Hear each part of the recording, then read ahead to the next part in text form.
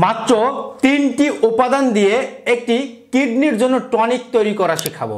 1 glass প্রতিদিন খাবেন, আপনার কিডনিকে শক্তিশালী করতে পারবেন, কিডনির স্বাস্থ্য সুস্থ রাখতে পারবেন, শরীরের রোগ প্রতিরোধ ক্ষমতা বাড়বে, একই সাথে আমাদের দুর্বলতা দূর হবে, বিষণ্ণতা দূর হবে, পাশাপাশি চেহারার লাবণ্যতা উজ্জ্বলতা বৃদ্ধি হবে, হাই প্রেশার ডায়াবেটিস এগুলা কন্ট্রোল রাখতে সহযোগিতা করবে।